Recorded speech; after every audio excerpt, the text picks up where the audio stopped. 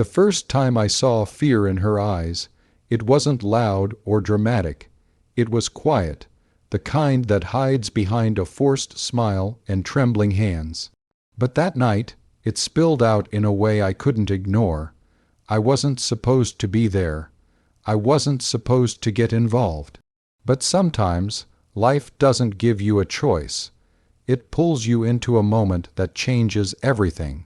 Before we go deeper into this story, if you believe in standing up for what's right and stories that touch the heart, take a moment to like, comment, share, and subscribe to Stories Beyond the Porch.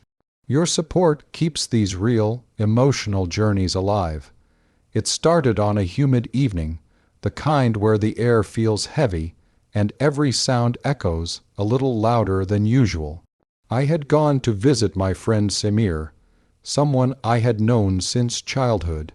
His house had always been a place of warmth for me, filled with laughter, late-night tea, and the comforting presence of his mother, Auntie Farah. She was the kind of woman who treated me like her own son, always asking if I had eaten, always remembering the smallest details about my life.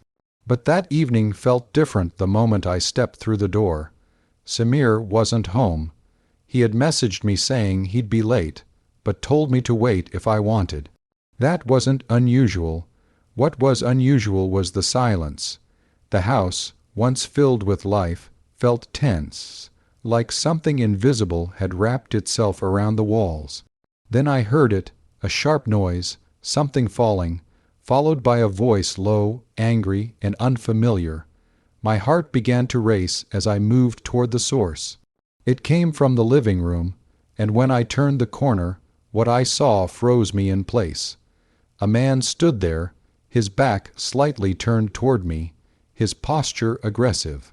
Auntie Farah was a few steps away, her hands trembling, her face pale.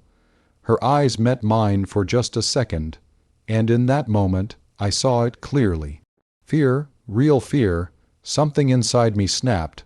I didn't think, I didn't calculate consequences. I just stepped forward and spoke firmly, asking him to leave. The man turned, his expression hard, eyes filled with irritation, as if I had interrupted something important to him. He tried to dismiss me at first, but I didn't back down. The room grew tense. Every second felt stretched. My pulse thundered in my ears, but I stood my ground. I didn't know who he was, didn't know what power he held, but I knew one thing.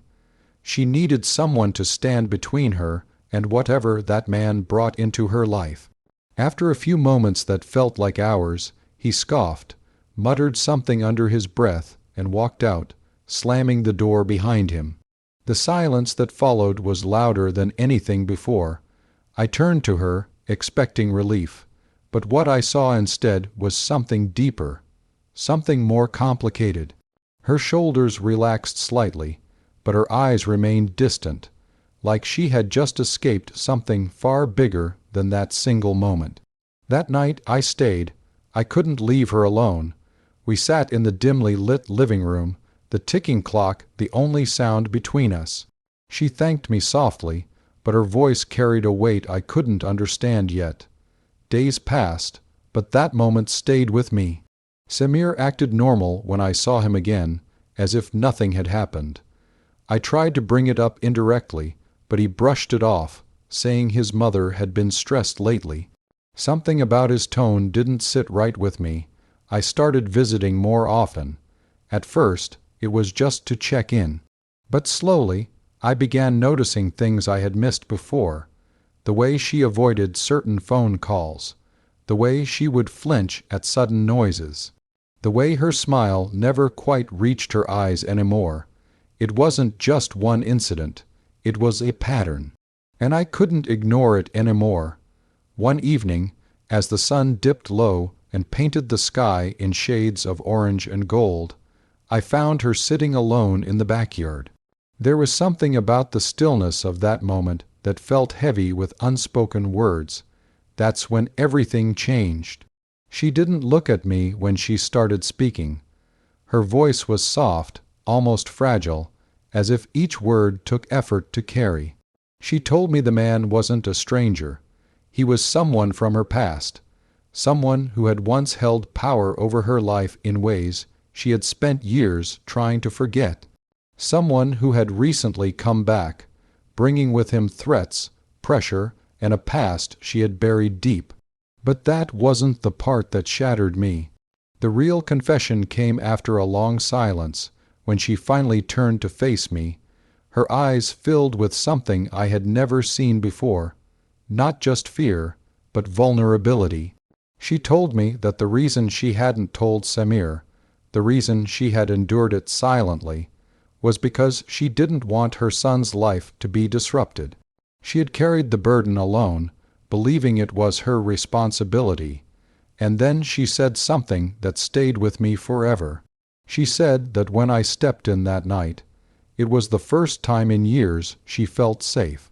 Not because the danger had disappeared, but because someone had finally seen her pain and refused to look away.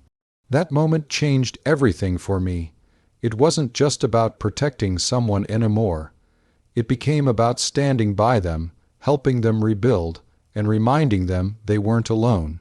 The days that followed were not easy. There were challenges, confrontations, and moments where fear tried to creep back in. But something had shifted. She wasn't facing it alone anymore, and neither was I. I realized that sometimes the strongest people are the ones who suffer in silence.